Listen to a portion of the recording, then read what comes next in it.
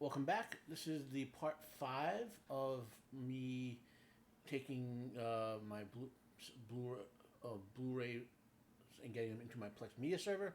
I was using the Sailor Moon season 1 Blu-rays I just received.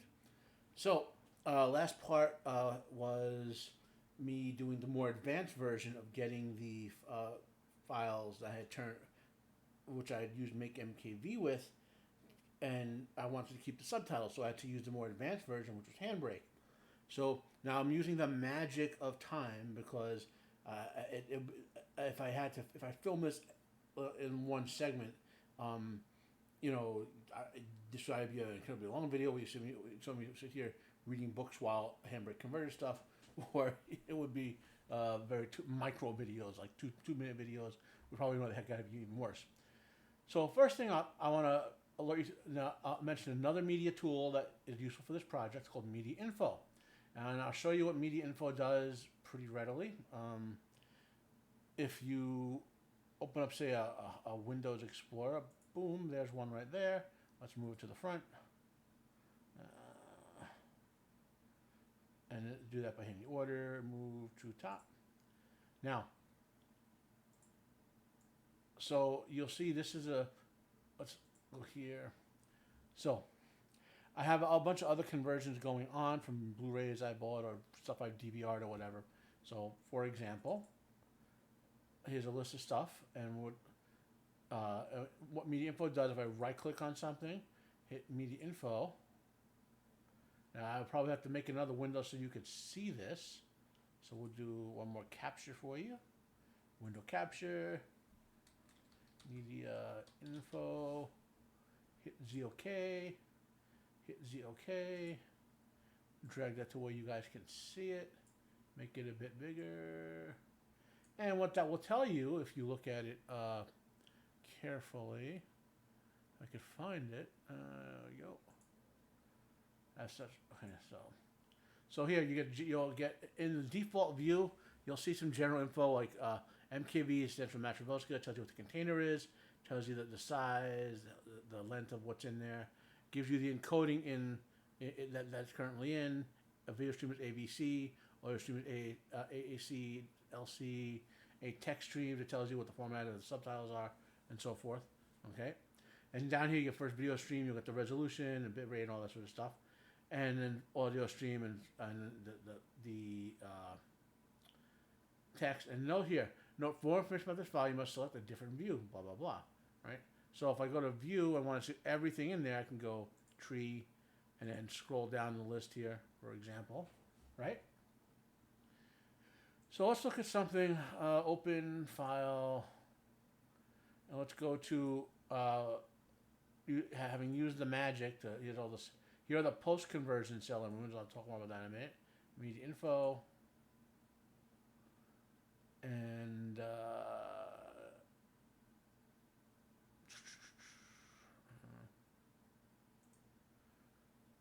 okay, so let's close this down now.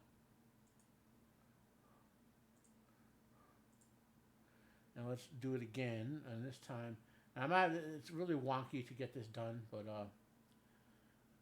so with the Mediainfo program, because you constantly making these pop-up windows drives me crazy. Okay. So let's go to the Sailor, the post-op, so to speak. And let's just grab one of them and see how it went. Okay, and see now, this is one that's post-conversion, and it has both audio. So you see 2 audio streams, but you know there were actually 4 of them. So like, where's the Japanese ones? And you see 3 English text streams. So let's go to our view tree. Actually, I chose view text because either way it works. I like the text view better. If I scroll down, you see the video, audio 1, audio 2, audio 3, and it tells us that's Japanese, audio 4 Japanese, and you do 3 text streams. Then it tells you on the menu where your chapter lists are. So that's what Mediainfo is a very useful tool for that sort of stuff. Okay? Now the last thing, let's take a look at before and after. So before, I had these 2 files. So you saw me doing the more advanced way to convert, to preserve the subtitles, right? So again, to keep this simple and show you the before and after. I'm just trying to. I also did two the wrong way, so you can see what the individual before files will look like. Right. So notice that this is Mediainfo. This is AVC one video stream, right? And it's 588K. And if I go over to Handbrake output and I look at it, it's 400, so it's a reduction of about 100K. I could tweak that to do a bit more. Handbrake has a lot of options to mess around with sizes and stuff like that on your output. I have enough hard drive space. I don't go crazy for some stuff.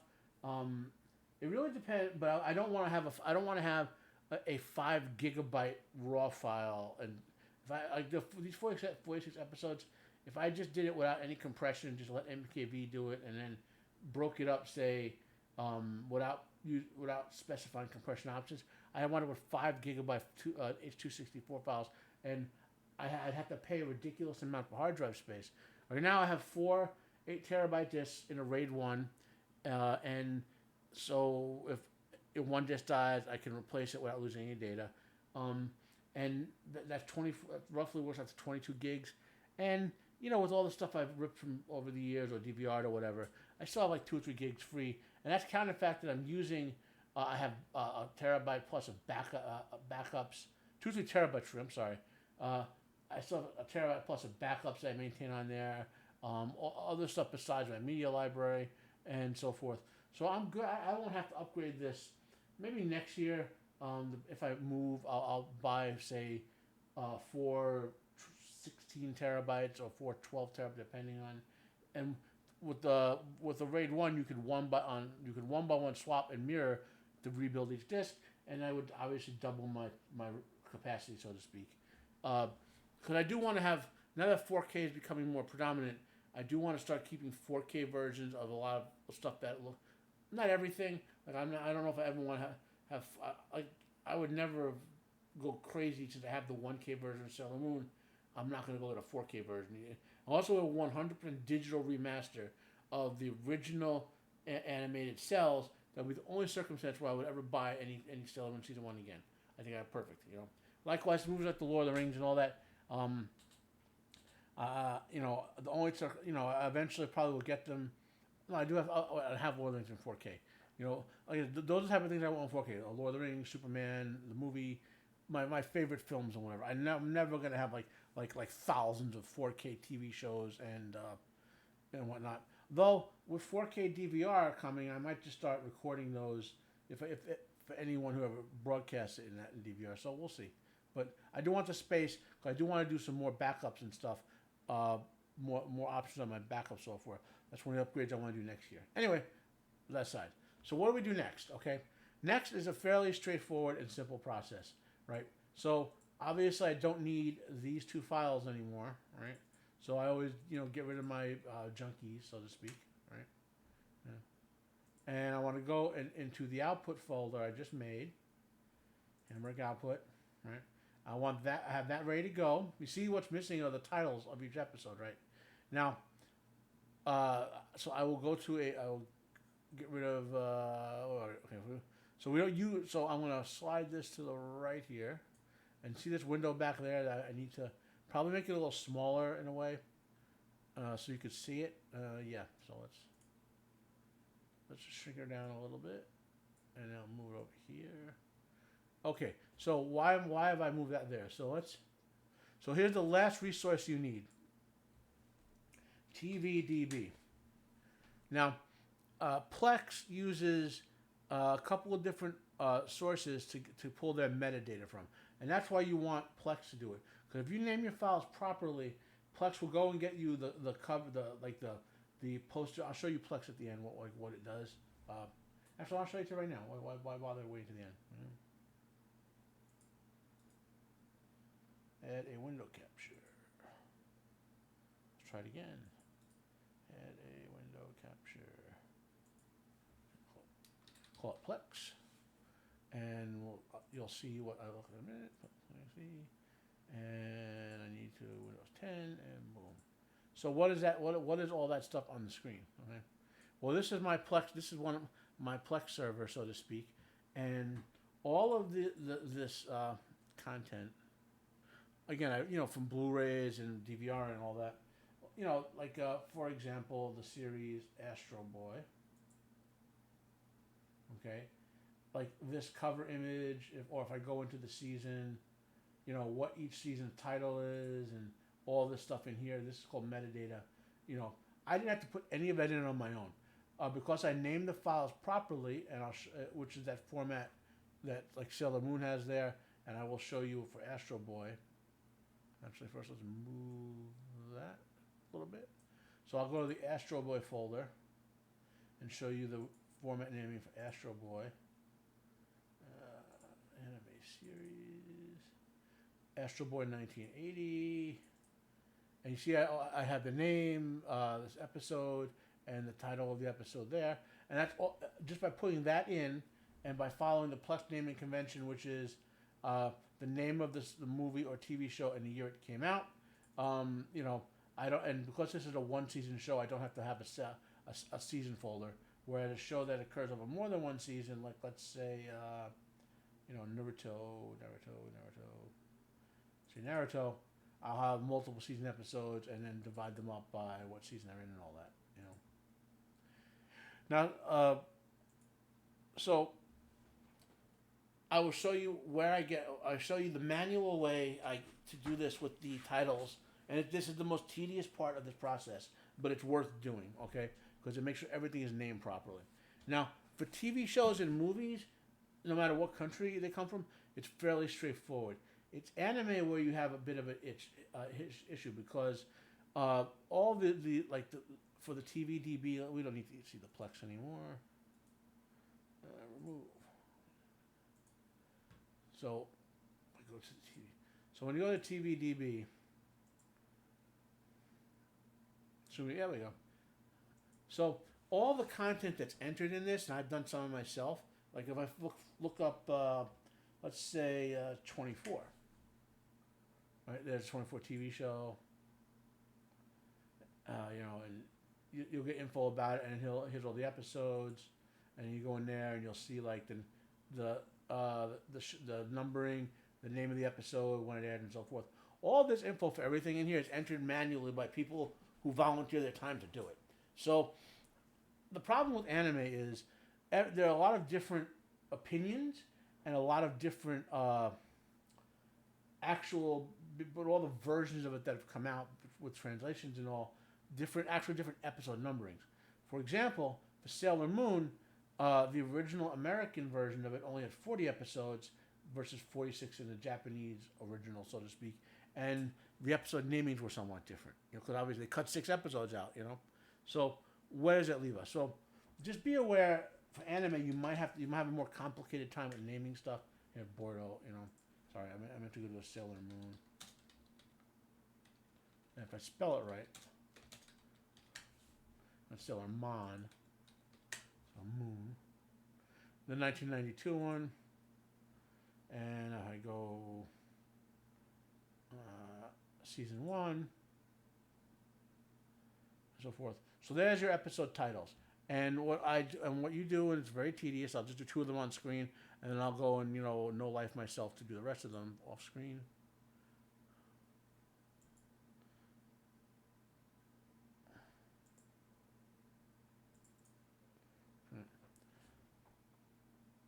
So I could see the name, and you'll see it happen in real time. Now I could also copy paste it to do this. The reason I prefer to do it by hand is because certain things can't be in file names. Usagi's beautiful transformation, and enter. And you see, I just got the one down there. Okay. Rename. And I'm going to do 3 of them on screen, just to make it easy, so you can see 3 changes. But I want what the next step is. The last step I'm going to show you for this, like why this works.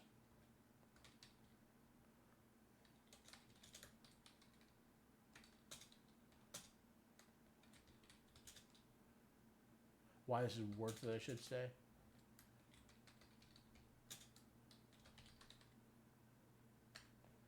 Okay, and I'll do what the third.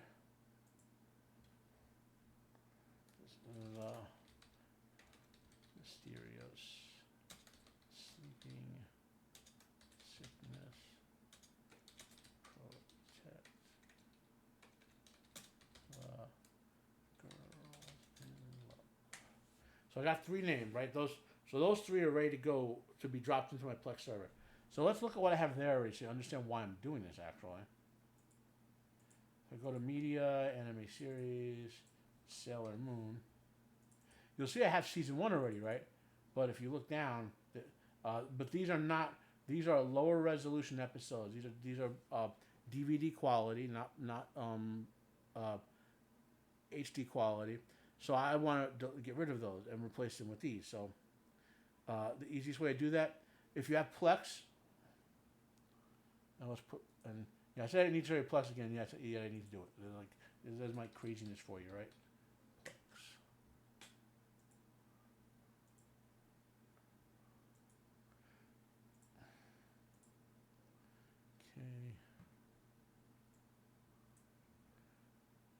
I'll make it bigger so you can see. So now I want to use Plex to get rid of that first season for me, and it's easier to do that with. I could delete it manually, but then I have to go through Plex and delete it, and then sometimes Plex will get confused if it doesn't see it there. So I'm gonna here. I'm gonna Sailor Moon. Here's my Sailor Moon. So I'm gonna right click on it. Not right click. Hit the little button, the triple button up there, 3 dots. Hit delete. It's gonna ask me if I'm sure. Yes, I'm sure. And watch in that background window here. Boom! It's no more season 1. So now I'm gonna remake season 1. And if we're lucky, this will happen fast. I can't prod it to make it go a little faster, but so season 1 there. Now I'll go in there so I can show you. Okay. Now I'm gonna to do this a fast copy. I'm gonna do some behind the scenes magic to make it happen faster. I'm gonna go directly to that server which you can't see and do the copying there. Just because the file copy on that server will be a lot faster. And you should see 3 files appear in a few seconds, much faster than if I had. See, there they go. Now, if we watch Plex, I will try to. Did I find it yet? Let's see if I can prod it. I'm going to tell it to scan. I have it auto scanning every 15 minutes, so sometimes it finds it real fast. But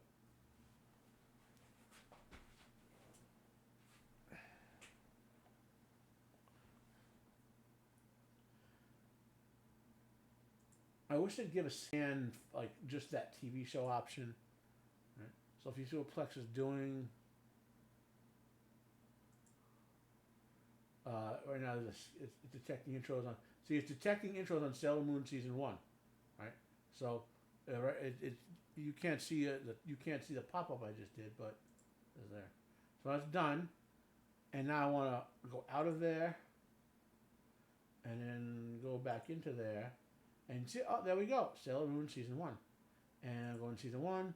I have the title, and it's got to load the metadata, and here's now let's look at that file that's there now, and look the file's there now. It's got the high resolution and all that. So there we go. I've gone from Blu-ray to import to my Plex. Now, if you don't want to use Plex, there are other options. And this isn't about like what else you can use. Some people use MB. Some people use I think there's a Linux version called Kodi, and so forth. But or you could just keep them on a big hard drive and use VLC to browse over there and play them. I mean, that's what the reality of it is. So I hope this has been informative for you, this video series. I will post it as 5 separate episodes and then maybe a mega episode at the end for those who want to watch all 45 minutes of it.